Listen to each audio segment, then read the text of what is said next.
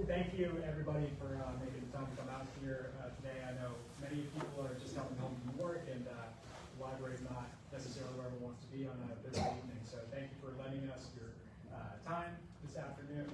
You all know who Chuck is, it seems. So we got a great presentation today. Chuck, We don't know that for sure. Chuck is a former traffic engineer and has been working since 2009 as the founder of Strong Towns. He's been working to educate the general public about issues related to urban sustainability and advocate for more vibrant, resilient places like we were just talking about. So I'm going to let you get back to it, but 2 housekeeping points before we do. As Chuck is giving his presentation, do be thinking of questions. We'll have plenty of time for Q&A at the end. The other point, if you find today's talk interesting, you want to learn more about a local example of how housing policies have shaped the neighborhood we live in right now, I encourage you all to go back upstairs after the presentation. Check out the Undesigned the Red Line exhibit on the main floor. It's a really good example of how exclusionary housing policies have shaped the neighborhood that we're standing in today. Awesome. So with that, Thank you. thank you. Thank you. It's very, very nice to be here. I've given a number of talks in Washington, D.C., but they've all been in not kind of neighborhood venues. I gave a talk at the State Department once. I gave a talk at the Department of Energy once and DOT once. So they're very weird audiences for me. It was 7 years ago. The Congress for the New Urbanism and the American Conservative decided that they were going to partner together and put on a presentation that I was invited to do, which was really cool. So this I'm very excited about. Thank you. I'm going to say Washington, D.C. is my favorite city in North America. And I don't know as all of you are from here or you just have ended up here temporarily or long term, but I love coming here.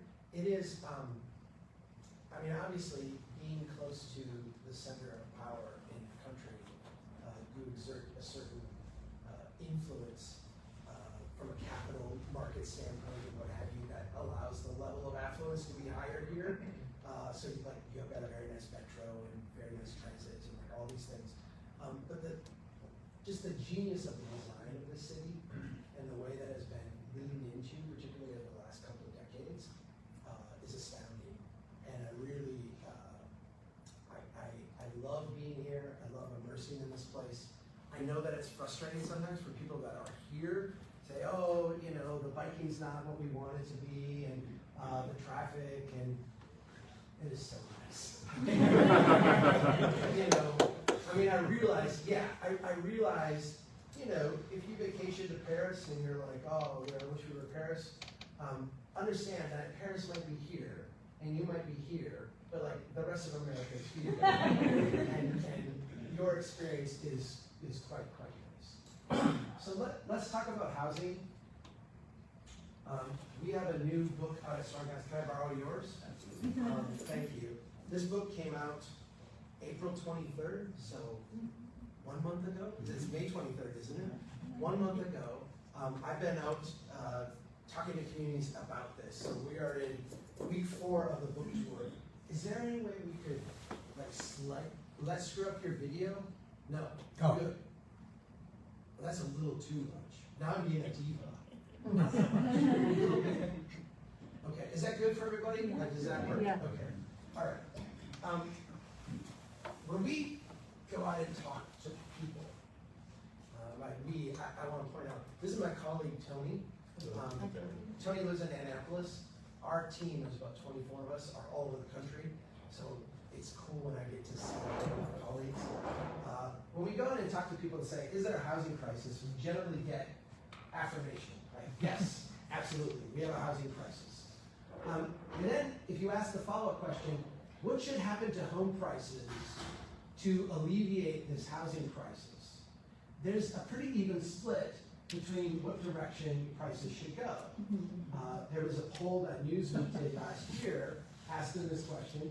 43% of people said housing needs to go up in price to address the housing crisis, and 41% said housing needs to go down in price to address the same exact crisis. we all agree that there's a problem. We just don't even agree on like what the problem is, right? That is because we are having two very different conversations about housing. One of these conversations is about housing as shelter. Where are people going to live? Where are people going to have a home, a roof over their head? It's too expensive. There aren't enough options. The options that we have aren't in good locations. This is the housing advocacy side of this conversation. The other side of the conversation is about housing as a financial product.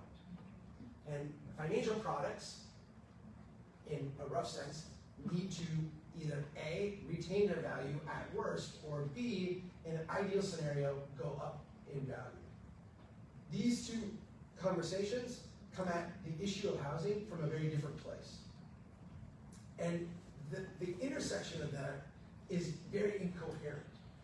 We don't have good conversations about housing because we are not having the same conversation about housing. In one of these conversations, housing prices must fall. It's an urgent, urgent need. If you listen to the hyper NIMBY people, the yes in my backyard, and their mantra of just build, build, build, build, build, we're gonna build a lot of housing and create housing abundance, their whole theory of operation is that if we just build enough housing, housing prices will fall. And that is the urgent battle cry. In the other conversation, housing prices cannot be allowed to fall. Under no circumstances can housing go down, because housing and all these housing-related financial products literally sit as the reserve of every bank in the United States. Every bank in the United States has mortgage-backed securities on their balance sheet that are part of their required reserves. And if those go down in value, particularly if those go down in value substantially, those banks will be insolvent. And so this is a very incompatible set of desires. I want to focus a little bit on the financial side of this, because I feel like it's the side, except for my friend from Fannie Mae, where's he? Yeah, right back there. It's the side that I think most people struggle to understand. And we live in a day and an age where things feel very normal to us. As we were talking about before the formal presentation kicked off, the post-World War II environment is very anomalous in world history. We do things very differently today for a lot of reasons that seem logical to us, but when we stop and kind of anchor on the way things have historically been done, are very, very anomalous. For one, the way we finance housing today, no one has ever done before. If we go back to before the Great Depression, and we look at the way people would have purchased a home, you would have financed a home purchase through a local bank. The local bank would have required you to put 50% down. That was standard, 50% down payment. Why?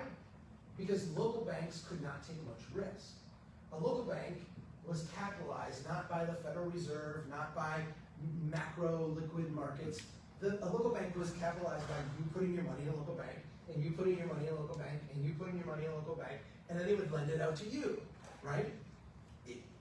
These guys were not going to take a lot of risk with that money, or they were going to take their money out and put it in a different bank, right? And you'd have a bank run.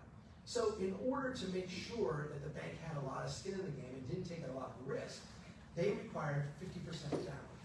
They would also finance that loan over a short period of time. The loan would be a 3-year loan, a 4-year loan, a 5-year loan, generally never longer than 5 years, with a balloon payment on the end.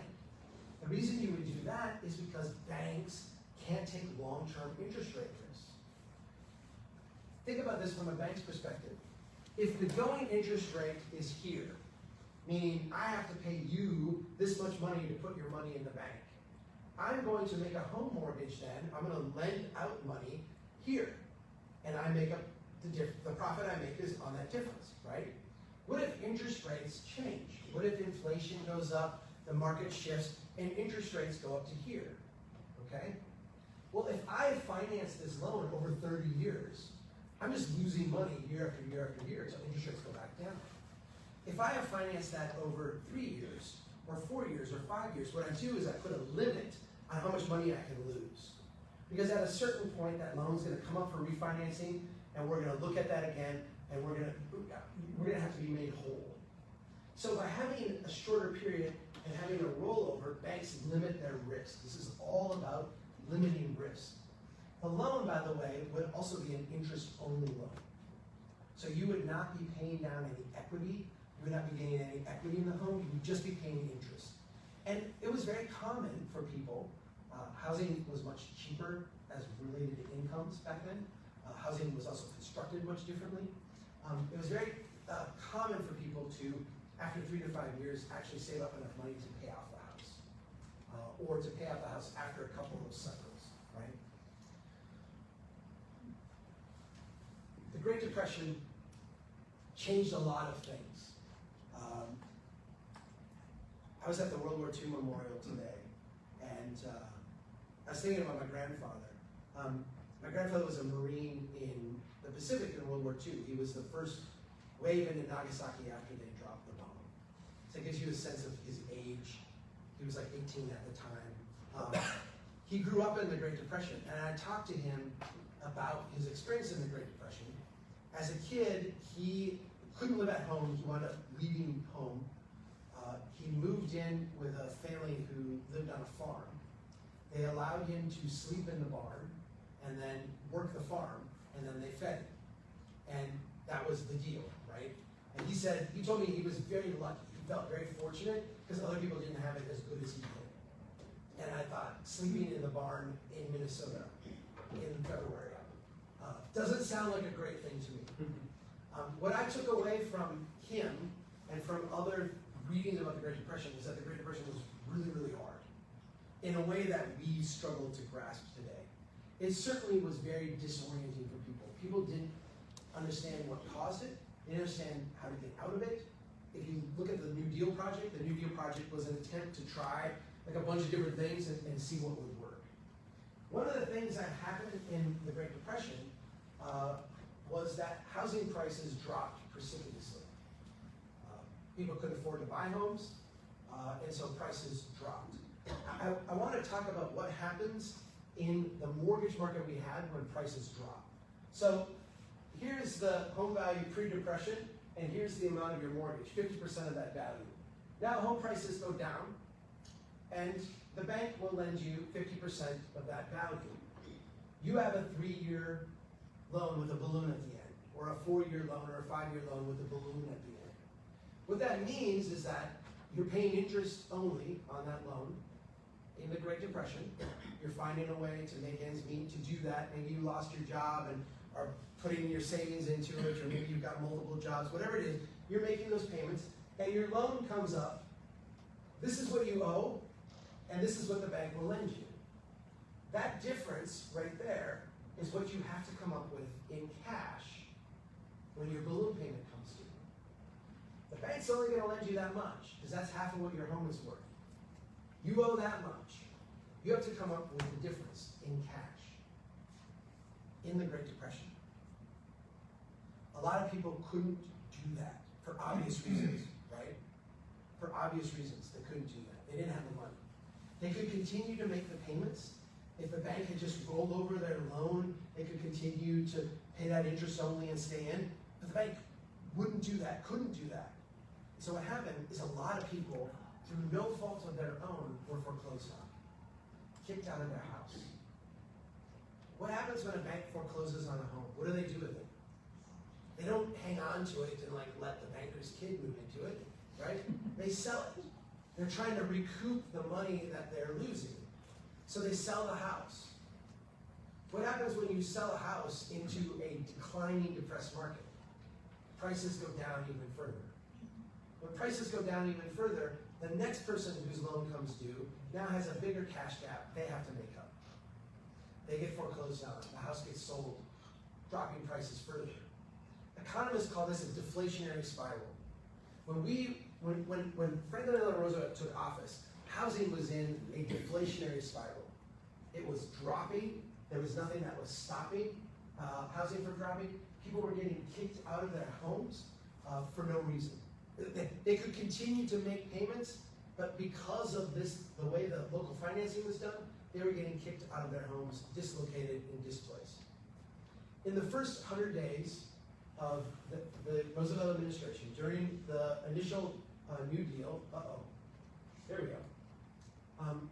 One of the first things that the new administration did was to step in and try to halt this deflationary spiral.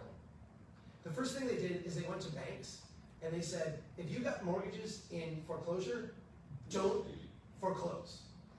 We'll buy that loan from you. Whatever you're owed, we will pay you. We will take that mortgage. Don't sell it. Don't kick people out of their house.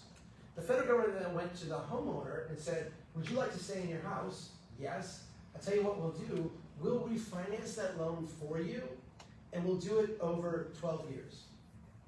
So we'll lower your payment. You keep making payments. Stay in your house. The federal government will do that for you so that you don't get dislocated. They then went to local banks and they said, we know you've been asking for 50% down. How about you only ask for 40% down or 30% down? How about you lower that? And we know that creates more risk for you. So what the federal government will do is we will issue an insurance policy and we will insure you against loss. The federal government started to issue mortgage insurance to insure people against loss. They ultimately stepped in and said, all right, we would like you, local banks, to write longer term loans. We would like you, don't write a 3-year loan or a 4-year loan or a 5-year loan with a balloon payment.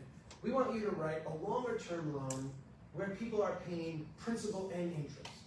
So lower down payment, longer terms, principal and interest, so they build up equity over time. Do it over 12 years, do it over 15 years, do it over 20 years. Ultimately, they stretched it out to 30 years. The federal government also created an organization called, ta-da, Fannie Mae. This guy works for Fannie Mae. Fannie Mae, and Fannie Mae was designed to buy mortgages from local banks.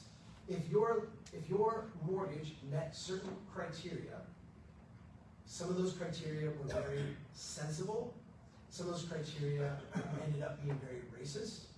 But if you met those criteria, they would buy your loan. So if you were a local bank and you wanted to issue more loans, or you needed cash, or you just had too many loans on your books and needed to unload some, Fannie Mae would buy them all. They were a willing buyer. They would purchase them for you so you could make more loans. All of this was designed to stop the mortgage market, stop the housing market from declining, keep people in their houses, and essentially arrest this deflationary spiral in the Great Depression. And it worked really, really well. I call this in the book a very moral thing for us to do. During a time of crisis, to go in and arrest this deflationary decline and allow people the dignity of being able to stay in their homes. I'm going to point out one thing about this strategy that I'm going to bring up a little bit later, and it's an important point. It's a little bit esoteric, but I'm going to spend some time on it because I think it's important. Borrowing short and lending long is really risky. What do I mean by this?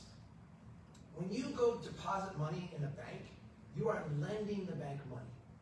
They are borrowing from you. And they are borrowing from you in the shortest of short-term loans. You can go back in 5 minutes later and get your money back. So the bank, at any moment in time, has to make good on the money that you have in there.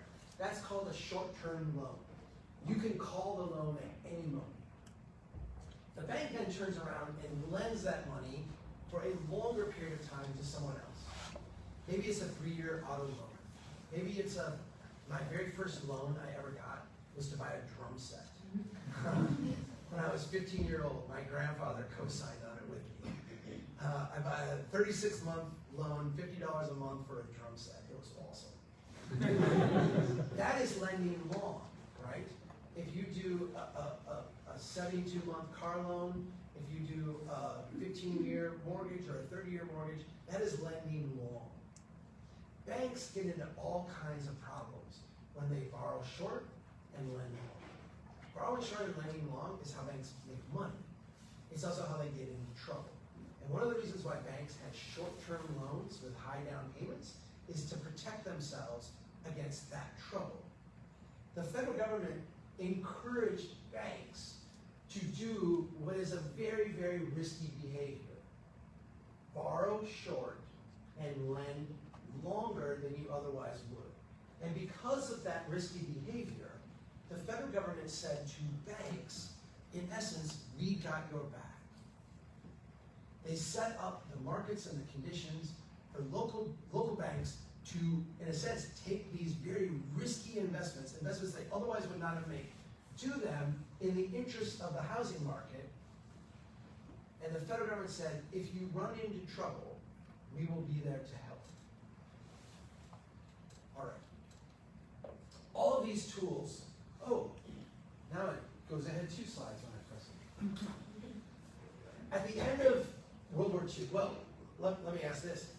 Everybody understands. What is the thing that got us out of the Great Depression? World War II. See how we all said that immediately? I love pointing that out because we live in this culture that is so influenced by macroeconomic thought. We actually all somehow believe that was a net good, right? Like we were in depression, everything was horrible, and then yay, happy times are here again, global war. Tens of millions of people dead, all these families dislocated, the most horrible situation humanity's ever faced. But yay, GDP is up, right? If you are an economist, if you are a bean counter, World War II was awesome because it solved the Great Depression. World War II sucked for normal people. But we don't live in a world governed by normal people. We live in a world governed by economists.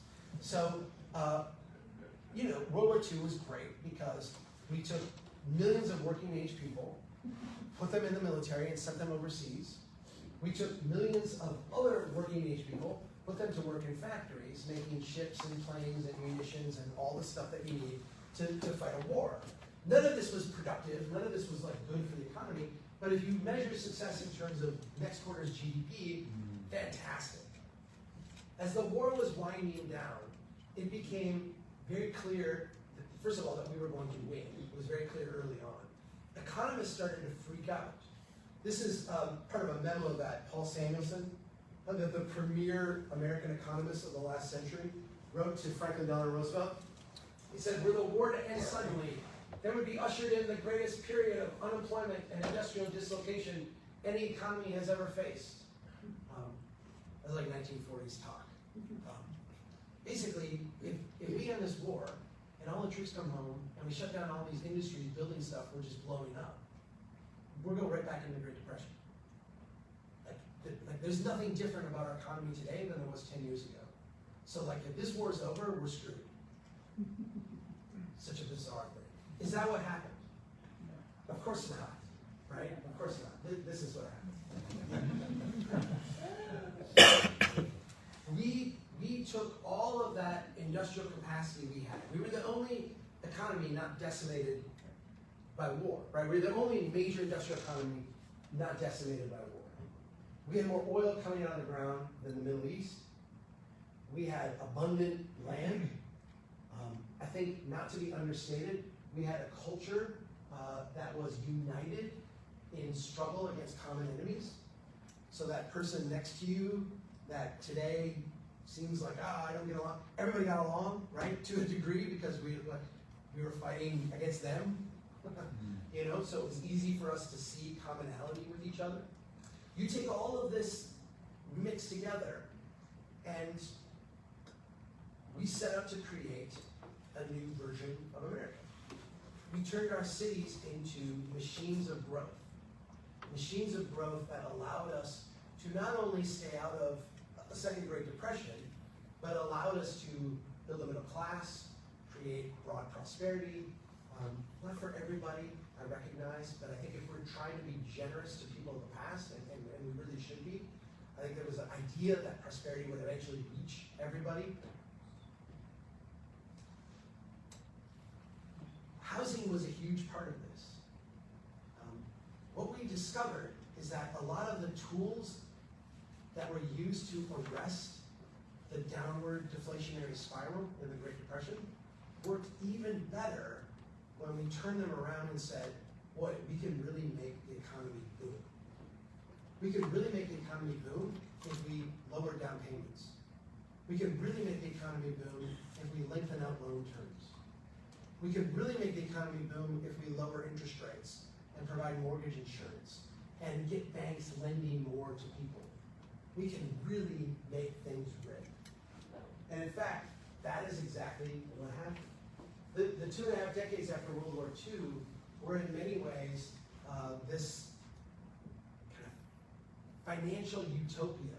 I'm in the process of reading Stephanie Kelton's book, The Deficit Myth. I've been avoiding reading it for a long time because it's triggering to me in a lot of ways. I knew it would be, so I wanted to have a clear mind. I wanted to get done writing this book and be done with this book before I engaged. Because the next book we're working on is about economic development, and I'm just reading a lot of different economists. She is one economist that's kind of out here. There's other economists out here that I'm reading. Anyway, even she, like every single economist you ever read, is going to say the 2.5 decades after World War II was awesome.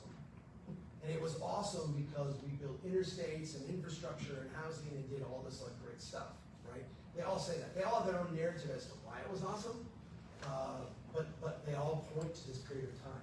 So here's the 2.5 decades. This is the end of World War II. This is 1970. This is our gross domestic product. Massive, massive increase in GDP. At the end of World War II, we had huge federal debt. We had just fought, we just got through the Great Depression and fought World War II. We took on a ton of debt. Here's how our debt grew over those 25 years. This allowed our debt to GDP ratio, which was at its highest level ever, to go way, way down. And this is looked at economically as like a massive success. If you are a far left-wing economist, if you are a far right-wing economist, if you are a kind of centralized economy person, or a very Austrian libertarian economist, you all have a narrative of why this was awesome. Okay? Here's what none of them really talk about. Stephanie Kelton didn't talk about it in her book. Here's private mortgage debt. Private mortgage debt rose over 1,000% in those 2.5 decades. And, it's one thing to say, well, we didn't spend much public debt, but it's not true to say we didn't add a lot of debt to our economy. What we did is we shifted spending from public debt to private debt. Right? Families took on what at the time would have been thousands of dollars to buy houses in an unprecedented way that drove our economy. With each step of this pattern, we saw our economy grow faster. Every house that was built, every road that was built, every sewer system that was built, every highway interchange, every bridge, all these things have what economists call secondary, tertiary effects. They have a massive multiplier, and that multiplier is kind of grounded in this first generation of suburban expansion.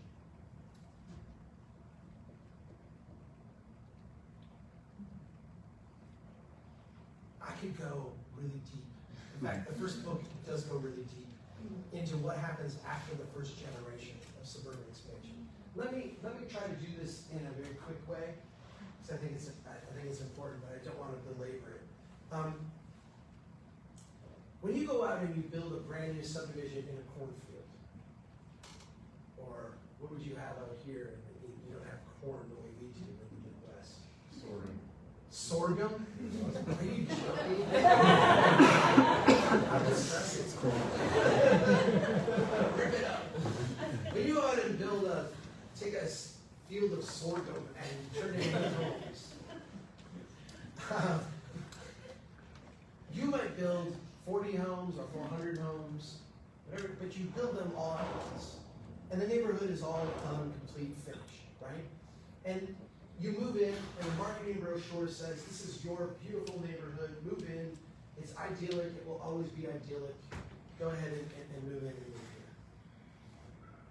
Everything looks nice. Everything is new, everything is perfect. Fast forward 25 years. Everybody's roof was built at the same time. Everybody's roof fails at the same time. Everybody needs a new roof in the entire subdivision at the same time, right? They all last the same length. Everybody needs new siding, or needs their siding painted at the same time. Everybody's sidewalks crack and fall apart at the same time. Everybody's appliances go bad at the same time. Everything in the neighborhood falls apart simultaneously with everything else in the neighborhood. So as opposed to our pre-Great Depression pattern of development, which is very incremental, very maturing. We talked about the infant here at the beginning, this kind of growing, maturing process. When you build things all at once to a finished state, there is an echo of maintenance that comes due all at once. And generally what we see is that neighborhoods, especially when they're not able to adapt and evolve, tend to experience decline and stress when that happens. Maybe you can maintain your roof because you've got some savings, but someone else might not be able to. And so decline starts to creep into the neighborhood, starts to slowly set in. And people with affluence look around, and what do? They move on to the next new subdivision. And so what we see is that as the bills come due, and the bills in this are very, very expensive, as the bills start to come due, the neighborhood is kind of abandoned to people with progressively lesser means to maintain. Higher cost with people who are less able to afford those costs. We also, in this development pattern, macroeconomists can measure success because they're looking at transactions in the economy. If you study the economy of cities, read Jane Jacobs, if you study the way city budgets work, you recognize that building a new road does not have a multiplier effect. Building a new road is a permanent liability for you as a city. Because once you build the road, you've committed to maintaining the cracks every other year from now on. You've maintained to doing an overlay 20 years from now. You've committed to a reconstruction 30 years from now. You've committed to all these costs. These costs start to weigh on us at the end of the first generation of the suburban expansion. And what we see is that our economy starts to slow down, and we experience a bout of inflation. That is right here in this story. This is like the end of the 60s, the early 1970s. Classic economics is when inflation starts to happen. Remember, all these banks have borrowed short and lended long. They have interest rates here. When inflation happens, now your money is worth less. Let's say inflation goes from 2% to 6%. I'm not going to lend you money at less than the inflation rate because I'm just going to lose it. And so what happens is interest rates go up. When interest rates goes up, it starts to kill the housing prices. Housing prices, oh, I'm sorry, I didn't even explain what this chart is. This is a Case-Shiller index. This is home prices over time. And I started it at the end of World War II. You see, at the end of World War II, we go up and we reach this stable plateau in the 50s and 60s, and then we have this little inflationary bubble. We killed that inflationary bubble with higher interest rates. But what we found is that the banks could not deal with that. And so we actually did a bunch of things to go in and do kind of a mini bank rescue. We created this entity called Freddie Mac. We created this entity called Ginnie Mae. They were designed to, again, buy mortgages, to lower down payments. They actually created, in this period of time, something called the mortgage-backed security. The idea of mortgage-backed security in this very early origination is if you had qualifying mortgages, so you had a very conservative mortgage, deep underwriting, lots of equity, what have you, they would take that mortgage and they would sell it to Freddie Mac, to Fannie Mae, to Ginnie Mae, and they would take it and they would pair it with a bunch of other similar mortgages in a bundle, and then they would slice that up and sell a little bit to you, and a little bit to you, and a little bit to you, and a little bit to you. So you were promised payments from a whole bunch of different loans, a little bit for each one. It's a mortgage-backed security. We created those during this crisis here. That allowed housing prices to go up again. And we experienced at the end of the 1970s another, in a sense, inflationary bubble where we were pumping a lot more money into the system, a lot more money into housing, getting people to buy more. In the early 1980s, there was a sharp increase in inflation. In interest rates to arrest that bubble, and you saw prices go back down again. Again, banks started to choke on this. We actually went in at one point and said, if you buy a mortgage-backed security, and it's rated AA or AAA, you as a local bank can use that as your reserves, as if it were a U.S. Treasury. So, U.S. Treasury will pay this much in interest, and a mortgage-backed security at the same time will pay this much. So all of a sudden, banks all wanted to hold mortgages. The more mortgages we could issue, the more banks would buy. We went through a period then to deal with this crisis of deregulation. Deregulation resulted in the S&L crisis, and we could do like 2 hours on the S&L crisis. But essentially, we encouraged banks as a way to create growth in the economy to lend more. Even banks that were functionally insolvent. At one point, we had, the numbers are elusive to me, but I want to say something like $140 billion of insolvency in the S&L sector. We had $10 billion of insurance to fix that insolvency. And so what we did instead is said, let's try to grow our way out by issuing more loans, having more growth, trying to do what we did in the first couple of decades after World War II. That didn't work. The S&Ls crashed in the late 1980s, and we had another downturn in housing. We arrested that with a new concept called decentralization. The idea of decentralization was that we could start to bring some of these new economy tools to bear on housing and make the housing market run a lot more efficiently. So instead of underwriting a loan by having you sit down with me and we go through your work history and can you pay for this loan, we would just use a credit score. Credit score was seen as like a quicker way to do this. It was also thought to be less racist because you and me sitting down might involve me having some weird prejudice, that was going to affect. A credit score would be blind to those things, and so it was looked at as being like a better alternative. We also started to do things like package up insurance policies together, so insurance policies would not be written based on your risk or your risk or your risk, but based on a pool of people like you and your risk. Things started to be pooled together. We came up with the subprime loan, and the subprime loan, the idea of it is that you might be a risky borrower, you might be a risky borrower, you might be a risky borrower, you might be a risky borrower, but if we pooled you all together, essentially you weren't all going to fail at once. And so we could make, the other thing we did is we said, you might be a risky borrower in Texas and you might be a risky borrower in Florida, but the markets in Texas and Florida have no relationship to each other. So if things go bad there, they're not going to also go bad there. So I'm hedged my risk there. We also started to rely very deeply on ratings agencies. If ratings agencies would rate something AA or AAA, again, it could be used as the maximum amount of security for a bank. So banks and other institutions that had to hold reserves now started to hold large quantities of mortgage-backed securities, and essentially put them at the center of our entire financial system.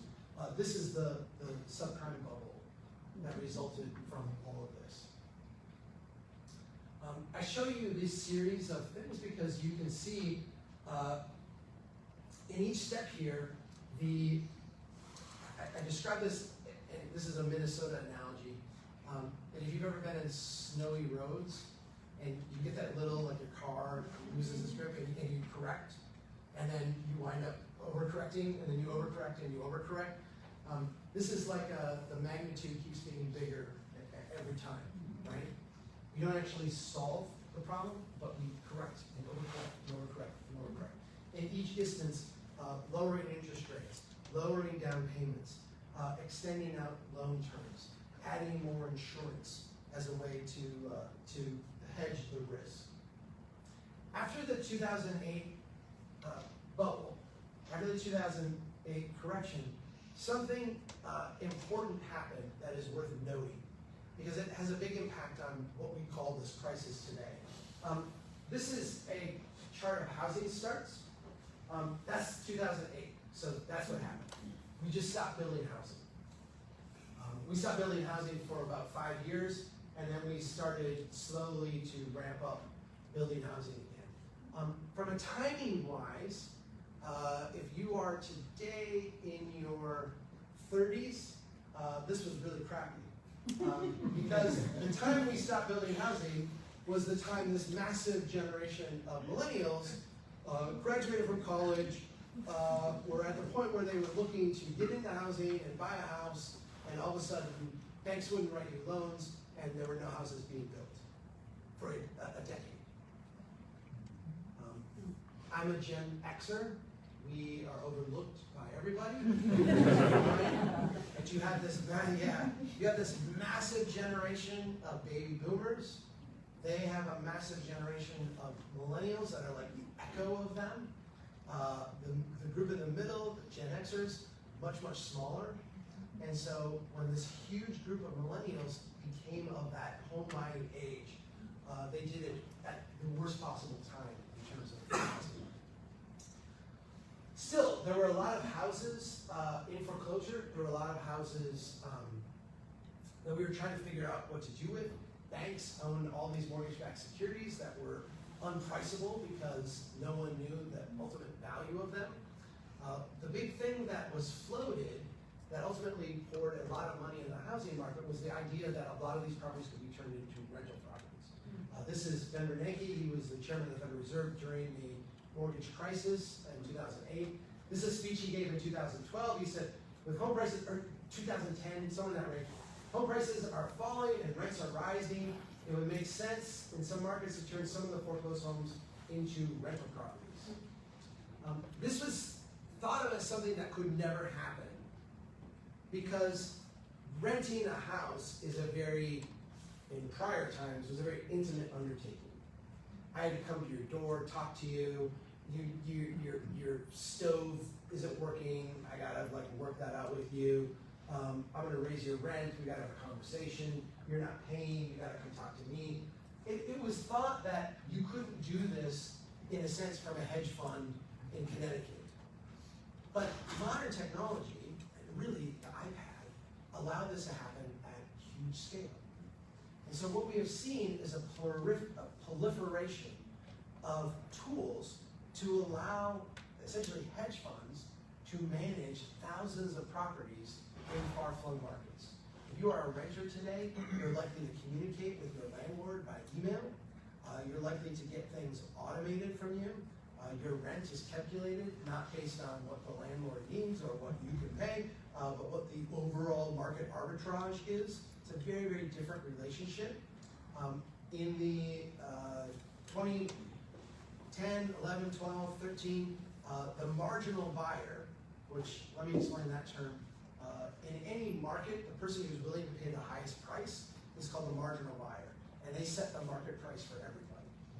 The marginal buyer is willing to pay this. It kind of filters down that everybody else has to, in a sense, be competitive with that. And when there's less supply and more demand, the marginal buyer really, really can distort the market.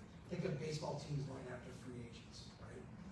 It's the same thing in a housing market when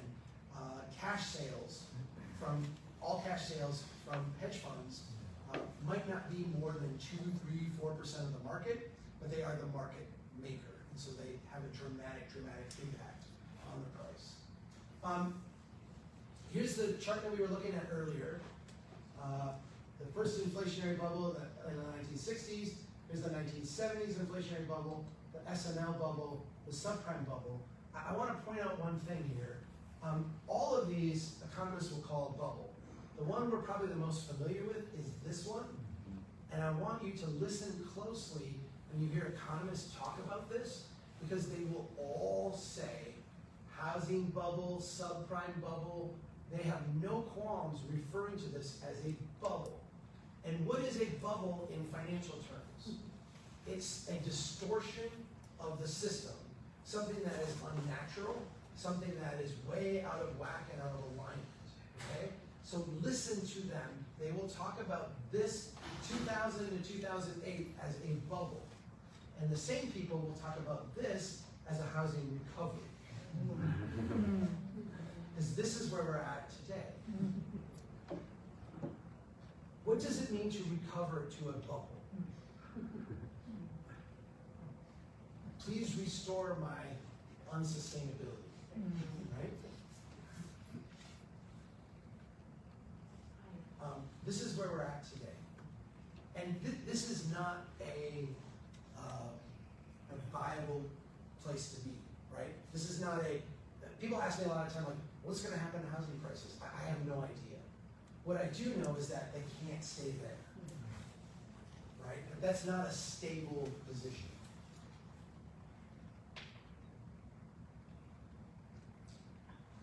The question that we need to struggle with, and I think the insight that we need to leave here with today, is understanding what a housing transaction is actually, what a housing transaction actually means.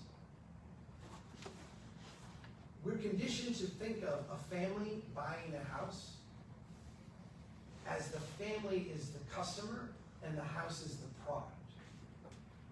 And that the price is set by what the family it can pay and what the people selling the house want to receive.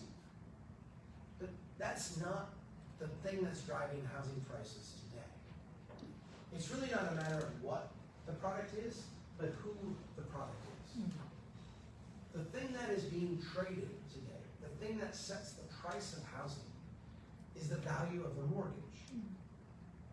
A mortgage is a promise of 30 years of payments. 30 years of your work, 30 years of your efforts, 30 years of your income. And what has value today, or what sets the price of a house, is how much demand there is for that mortgage product. In 2000 to 2008, there was such massive demand for mortgages that we would give a house to anyone, whether you could afford it or not. And when we ran out of mortgages then, we did these things called hypothecated mortgages, where we literally just made up mortgages. We said, okay, we issued you a mortgage, we're just gonna copy that and then bet on this copy of your mortgage. It's like it was literally a hypothecated derivative of your mortgage. This is crazy stuff. You are now the product. I think when we understand that, we understand a fundamental insight about the housing market that can help us come to grips both with why prices don't seem to make any sense to us, and then what we can do differently to help get this under control.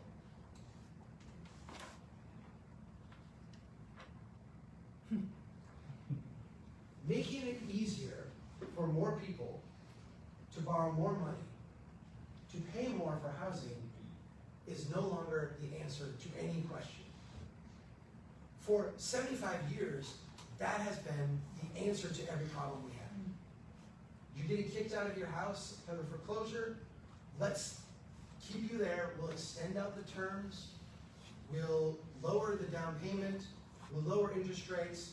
We'll insure that loan. We'll make it easier for you to borrow more money to stay in that house. After World War II, it became, in a sense, we will make it easier for you to borrow more money so you can pay more for that house. If you listen to the president in the last State of the Union address, his plan for making housing more affordable is tax credits for first-time home buyers. So that first-time home buyers can afford to pay more for a house. The next thing on the menu is a 50-year mortgage.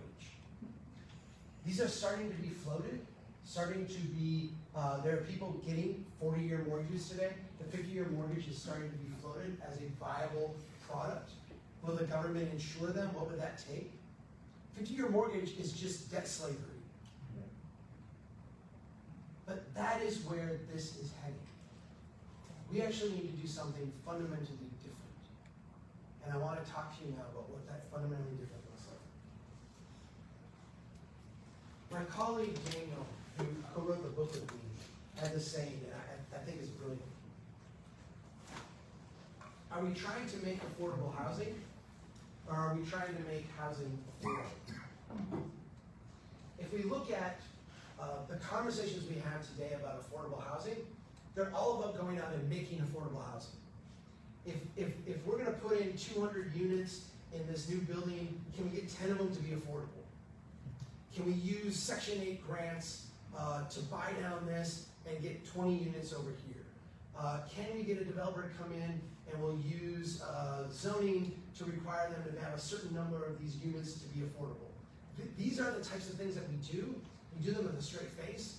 We do them in all earnestness. We do them with often with like big hearts and lots of compassion. I can't tell you how many cities I've been to where they will say, Chuck, we're doing this thing, we're creating affordable units, we've got 12 units coming online, we did this tax subsidy and got this grant and did this thing and that thing and that thing, and we're getting them and they're coming online next year and we're so excited because it's got 12 units. I'm like, awesome. What does your housing study say you need in terms of number of units? And they're like 5,000. And I'm like, okay. What you're doing does not scale. It does not work. I'm not questioning the hearts of people doing this work. I'm not questioning their motivations or their desire. If you see lots of people who are struggling to get into housing, if you see lots of homeless people, if you see lots of people who are sleeping on people's couches or in their car or can't find a house, building 12 units is 12 more units than there were. And I get that, I understand it. But that will never, ever, ever solve the problem. It's Sisyphus rolling the rock up the hill. It will not work. And so our conversation needs to shift from trying to make affordable housing to trying to make housing affordable, which is a very, very different conversation.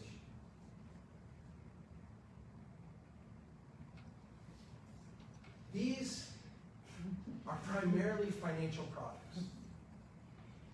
The single-family home is an awesome financial product.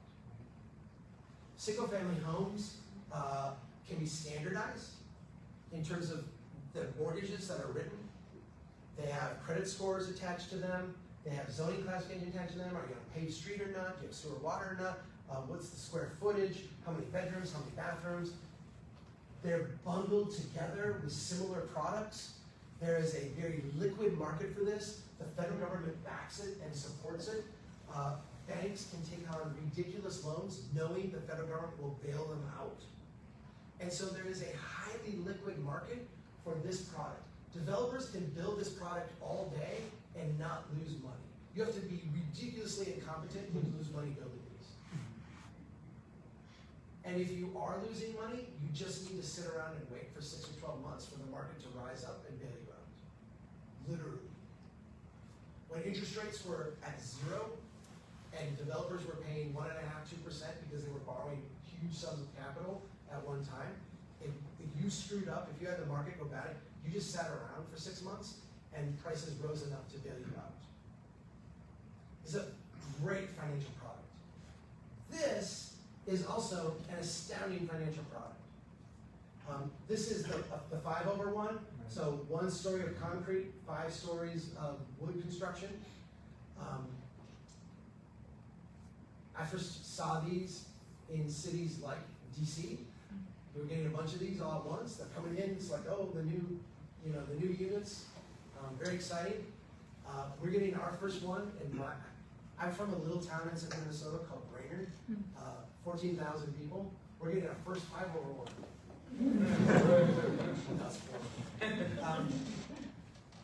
These are showing up everywhere. They're being built everywhere in big cities and small cities and mid-sized cities all over North America. They're not being built everywhere because there's a huge demand for them. They're being built everywhere because they are an outstanding financial product. Again, you are getting the same building in Washington, D.C. that you're getting in Dallas, that you're getting in Brainerd. They can all be bundled together. They're bundled by price point, so this is a mid-tier, this is a high tier, this is luxury. This has certain rental performance, this one has certain rental performance. You can bundle these together and mix them together, cut them up into securities, hypothecate them, create derivatives, bet on them, create options, sell them off to hedge funds and pension funds and banks and other people. This is a fantastic financial product. We need to look at these and understand that they are primarily financial products. The reason they're being built is, yes, there's demand for housing, but the reason these are being built is because they're great financial products first and foremost. They are also shelter, that's secondary, but primarily they're great financial products. If we look at a bell curve of capital distribution, so where is the money in the housing market today? There is massive amounts of money in these two products. This is almost where all the money is, in these two products. You might get a few duplexes over here, you might get some 8-story things over here, but these are the two products that get all the capital. If you are very, very wealthy, you don't have a problem financing the house. You have ways of getting money, ways of accessing capital that allows you to build your mansion or your retreat or whatever it is you want to build. Where there is no capital is this end of the spectrum. There's nothing here for entry-level units. There is no capital at all anywhere in the system for people to build the types of things that people need to get started in the housing market. That rung of the ladder is gone and has no capital and no support. By focusing on that part of the housing market, we can actually transform the entire thing in our local areas. Let me show you what these products look like. And before I do that, let me ask a question just so we're all on the same page. How many of you would like to live in a 400 to 600 square foot home? Okay, that's fair. How many of you have lived in a 400 to 600 square foot home? Do you see the difference? Right? Everybody here has started somewhere that is not where they're at today or where they desire to be. When we don't have a place for people to start, you can't participate in the housing market. That part has no backing, no capital, and we can dramatically shift that today. What do these places look like? This is a single-family home. And I've used the avatar of the elderly widow, but you can substitute anybody you want for this. What I'm trying to suggest is someone who has more house than they have cash. There are a lot of people today who are in single-person households who live in multi-bedroom homes. Some with 3 bedrooms, 4 bedrooms. They don't want to move. They like their neighborhood, they like their place, they have lots of memories there, but they're struggling. I can't maintain the roof, I don't have the money.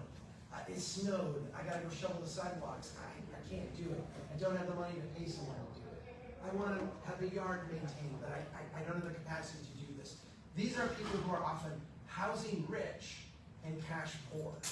Why can we not allow them to rent out some of their space for cash? It is actually a very simple thing to take a 4th spare bedroom, right?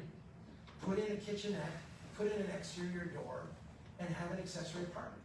I mean, you can do that for less than $5,000. Very, very simple kind of construction. We see this going on illegally all over the places.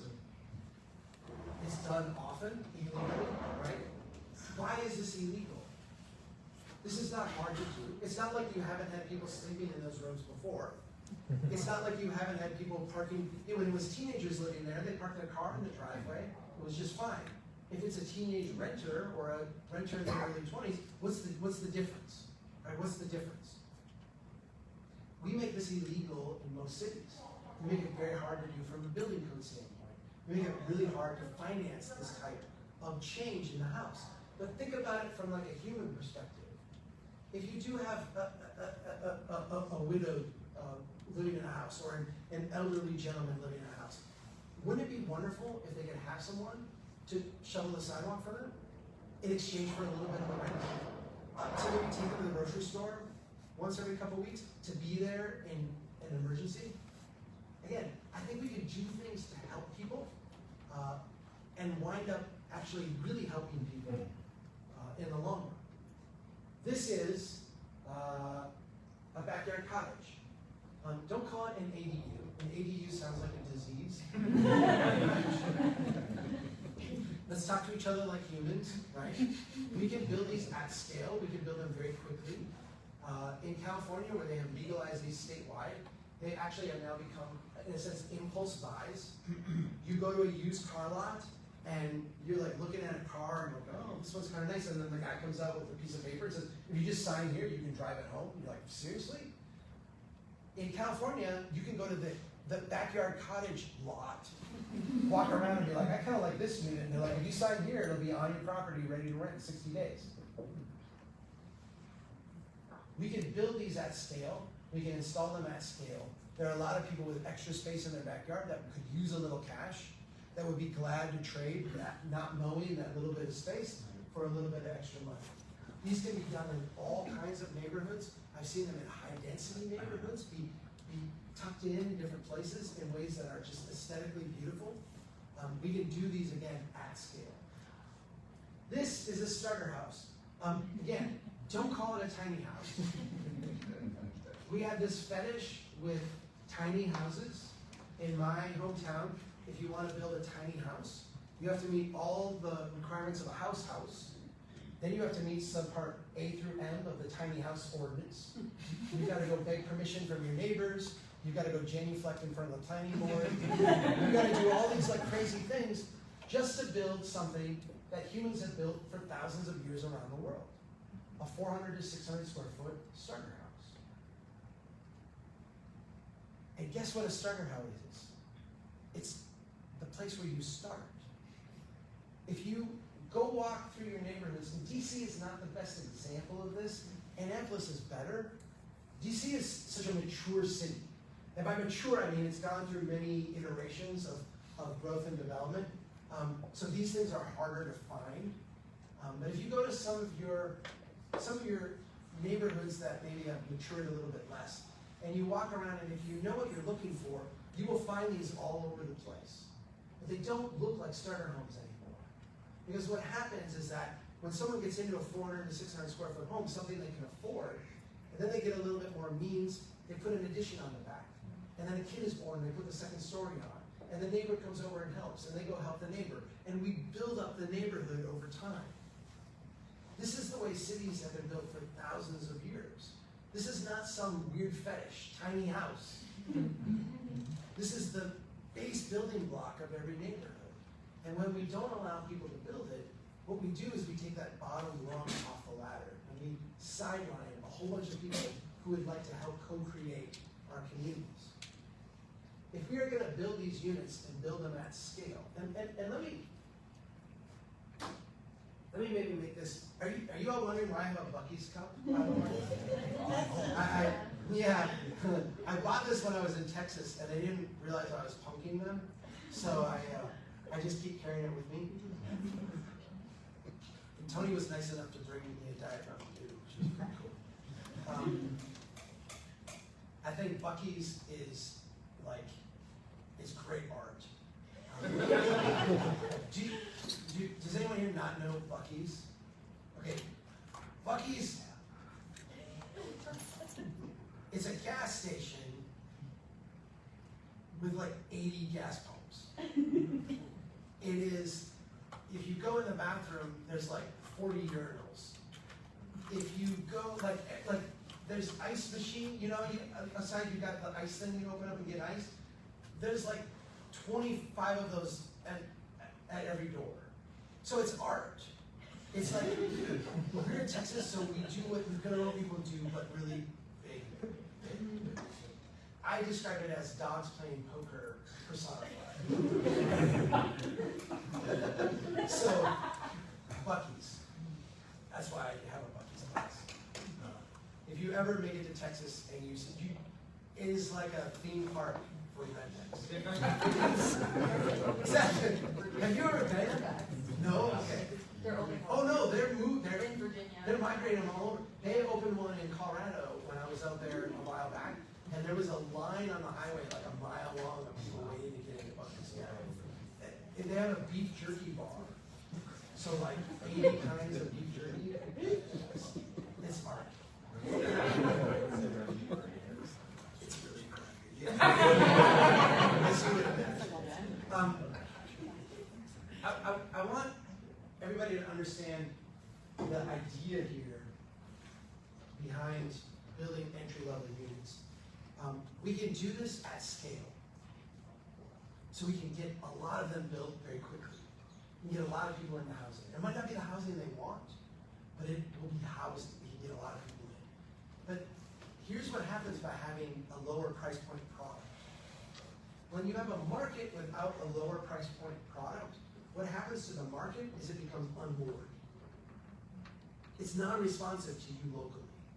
When I say your price of your house is determined by the macroeconomic liquidity, by the interest rates, not by you and what you're willing to pay, what I'm saying is that your local housing market is subject to all these forces beyond your control.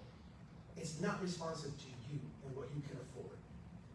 By having a local product that is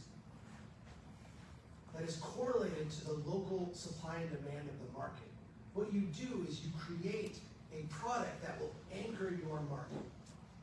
It will not fix your housing market.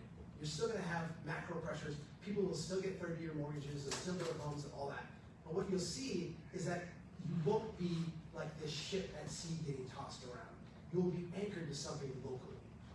And that will moderate things for you. Let's talk about how we do this now. Because at Strong Towns, there's 3 steps to making this shift, and there are 3 steps that we can do locally. The first one is regulatory reform. The second one is creating an ecosystem of local incremental developers. And the third one is to localize the finance of these very specific set of products. I'm going to take the rest of the time here and go through those 3 things.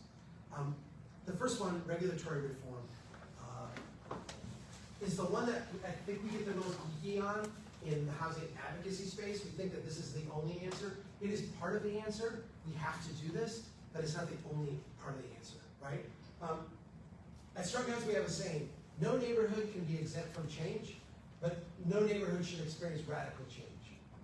These are 3 photos of my hometown. This is Brainerd, Minnesota, 1870. This is 1904, and this is like 1928 or something like that. This is that infant growing to the toddler, growing to the teenager type of process that cities historically did. One of the things we did after World War II was we clamped all cities like under regulatory glass, right? When we build something, it's done, it will never change, like world without end, right? Like this is infinitely, like this will be this way. And cities don't function that way. Every neighborhood needs to be able to evolve, every neighborhood needs to be able to change, every neighborhood needs to be able to respond to stress and opportunities, but in ways that respect the neighborhood. When we make massive leaps in the development pattern, when we shift from, say, single-family homes to 5-over-1s overnight, what we do is we see massive distortions in the price structure of the neighborhood. All of a sudden, these houses are no longer priced as single-family homes. They're priced at speculative value for future massive construction. And so what happens to a neighborhood like this is the slumlords move in, the speculators move in, they buy up the houses, they kind of ride the slope of decline down until they get a developer that they can sell to at condo unit prices, right? Or apartment unit prices.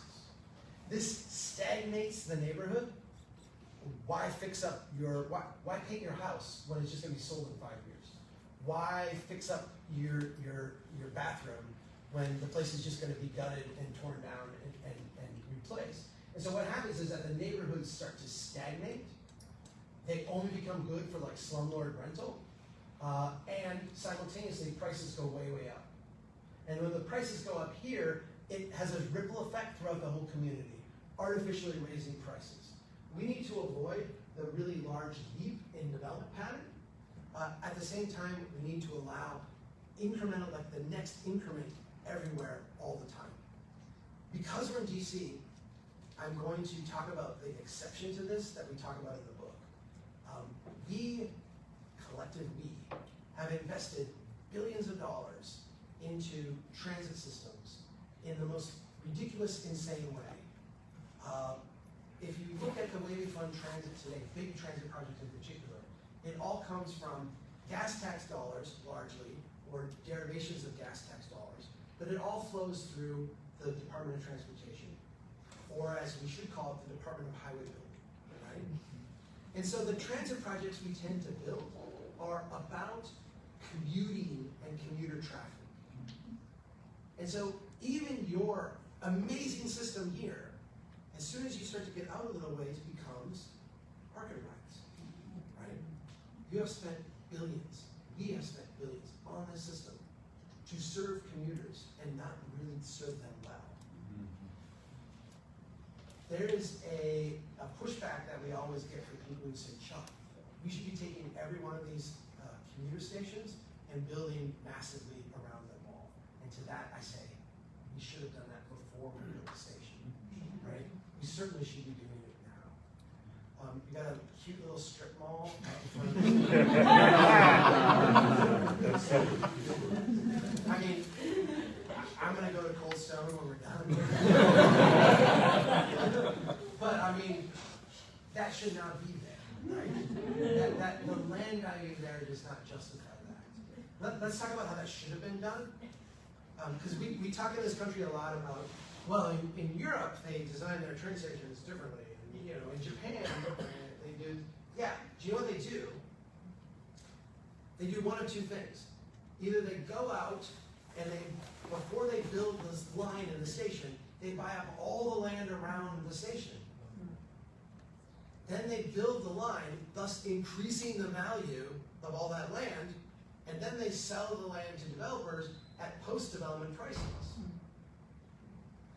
Now you've got a bunch of money that you pay for the station with. That's how you actually do development, right? Because now the buyers, the developers have paid this much for it. They're not going to sit on it with a strip mall. They got a lot of money invested. They're going to build something substantial. You've paid for your station, and you've got development. Or you go out, and when you build it, you assess everybody the increase of their value, and you use that money to pay for your station and your line. And now they have a big bill they have to pay, and so they have to develop their property. What we do is we say, federal government, would you pay for this line? And the federal government says, of course we will pay for that. We want to support commuters. And so the federal government comes in, makes billionaires or millionaires out of people who just happen to own the land, and then have no incentive to do anything about it, but like wait and wait and wait and hold on to it, paying very low taxes while the neighborhood around them develops. The goal being you're the last person to develop at the highest margins. This is an asinine way to build things. And so yes, this we should never do except at transit stops. And then we should have done it 20 years ago. We make it really, really simple to build the next increment of development intensity. And the standard that we have is that you should be able to walk into City Hall at 9 a.m. with a completed permit to build, and you should be able to walk out by noon with a permit. For a backyard cottage, for a starter house, for an accessory apartment, these things should be so ridiculously easy to build that there's no regulatory friction to it. In every neighborhood, all the time. There should be nothing keeping any neighborhood of single-family homes from evolving over the next generation to a neighborhood of duplexes and triplexes. If we have friction in that process, we're not doing it right. Of course, get rid of, I feel like we've done this, right? Please tell me. No? We've watered them down. I mean, what do we have to do? I don't, here's what I don't understand. have the best transit in North America, my opinion. I'm sure people would argue with that, but it's top 3 in our, right? Yeah, it's fantastic. Your city is so walkable. It's ridiculously walkable. It's great biking. I don't know why you aren't systematically just reducing the number of cars on every street. There's no reason. You don't, everybody can get around without a car. Like everybody can get around without, let the president fly his helicopter in. Let your congressman drive to where they're going. I don't care. They're the elite, like whatever. Why would you ever want to have a car here? It's so wonderful without a car. I don't. Okay.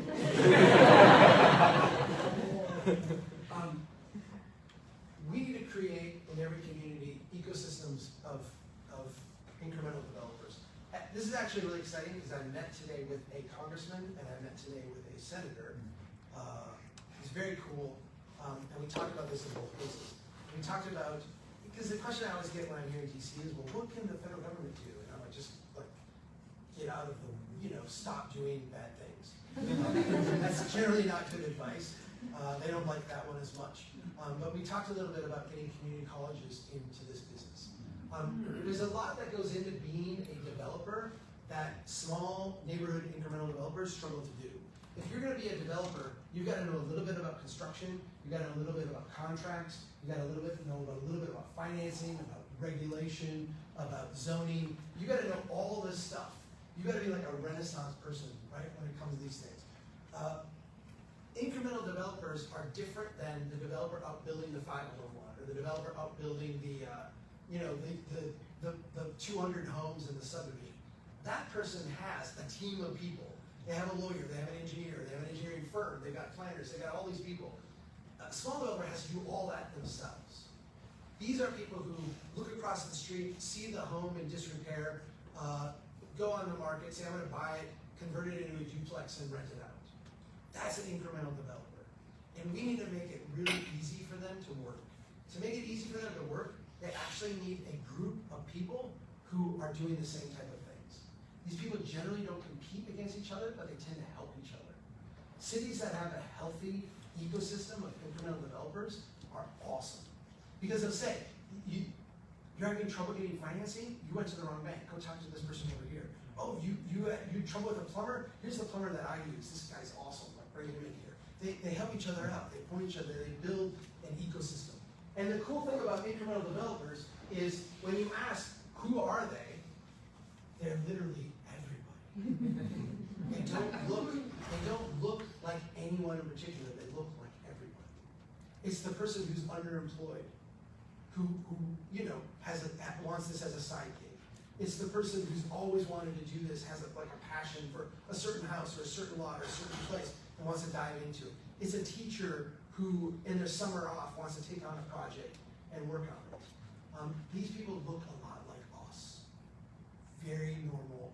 They just need a little bit of help and a little bit of assistance.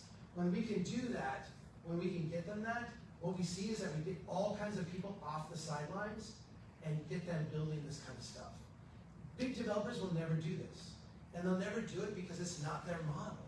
They can make all kinds of money building the stuff they're building today at very low risk. The idea of going in and doing this like nuanced stuff here and there, the only people that do that are people who are crazy, right? People who are getting paid in terms of the profit, but also in terms of the social capital, right? I walk down the street and I see the house and I'm proud of what I did. I see the family that I got in this place and I take some value from that.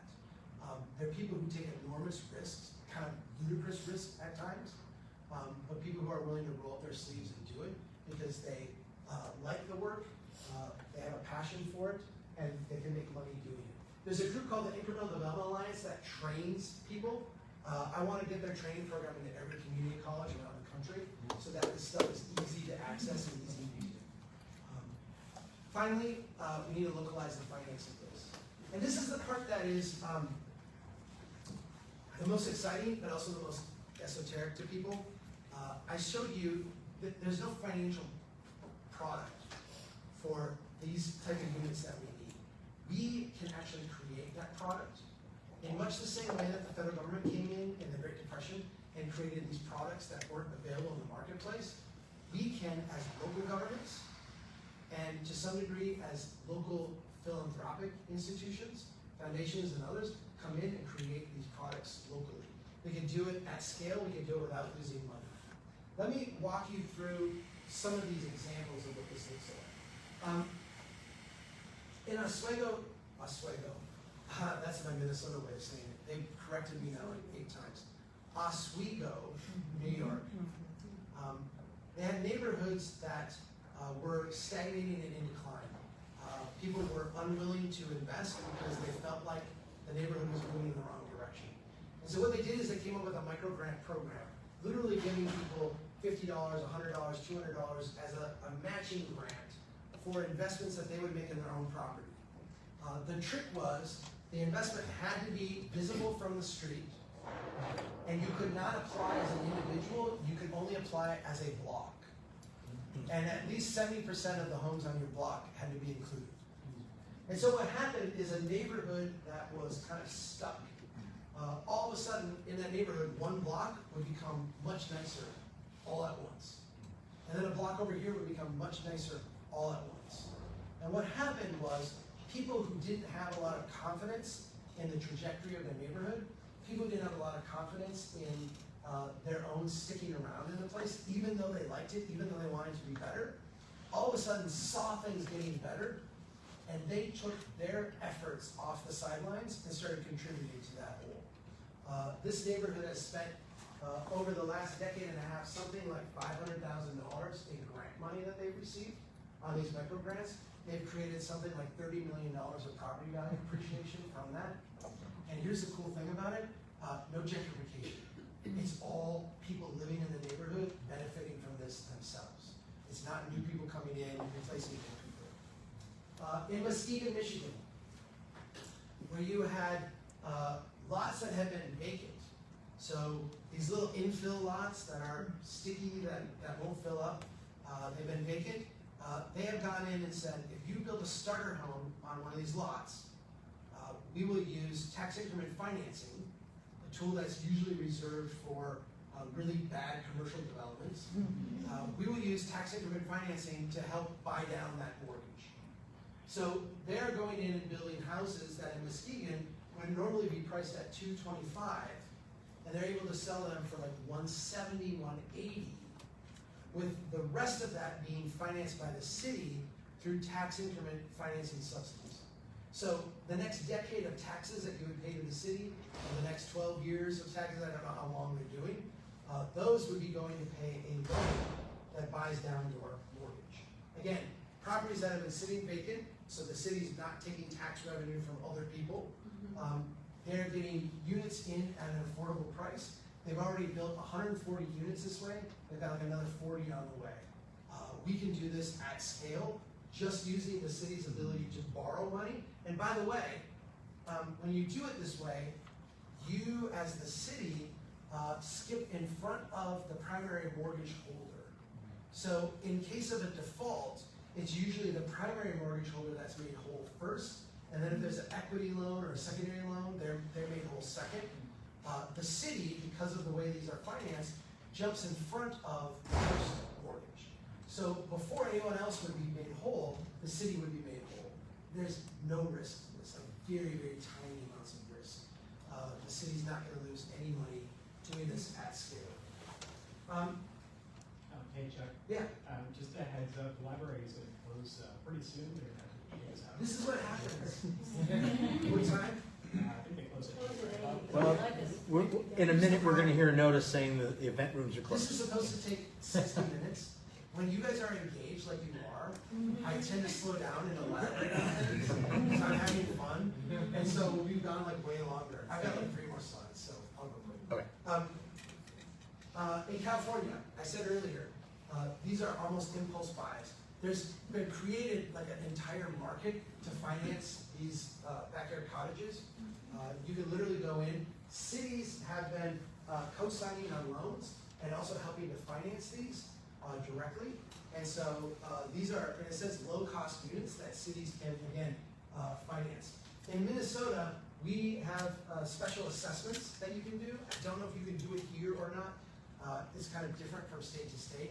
Special assessments are usually used if we're going to. Attention, click park patrons. The time is now 7:30, and the library will be closing in 30 minutes. All meeting rooms are now closed for the evening.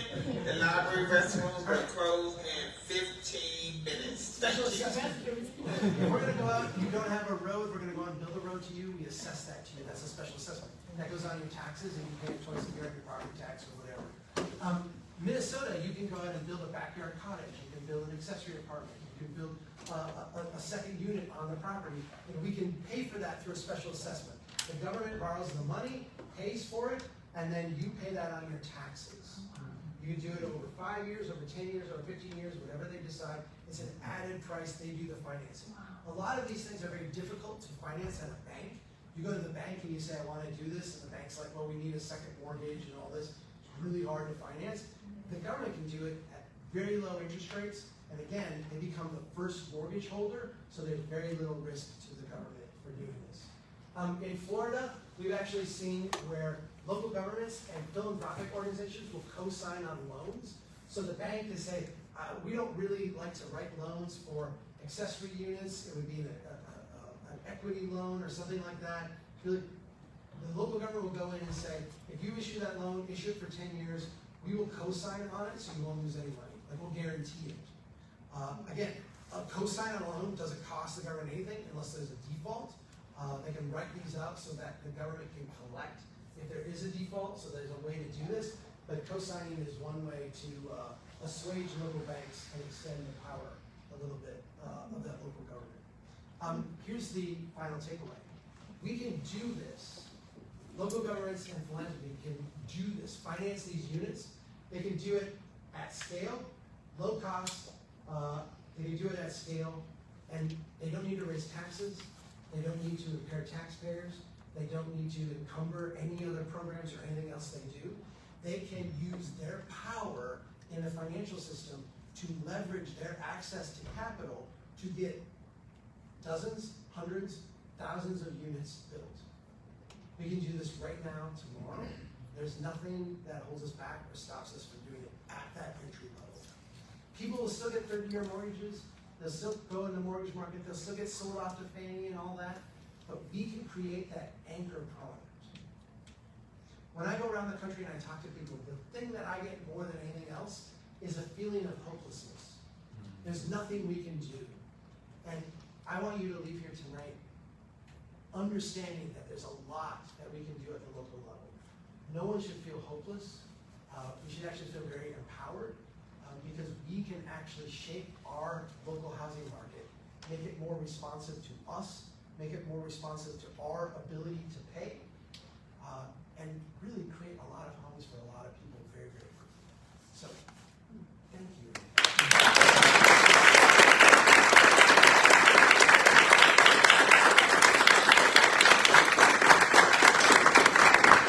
I'm sorry I dominated our Q&A time, elaborating and going long. When you do this and people are not engaged, I do go bigger. When people are very expressive in their faces, and other people are like, yeah, then I tend to slow down and talk more. So I'm blaming it on you.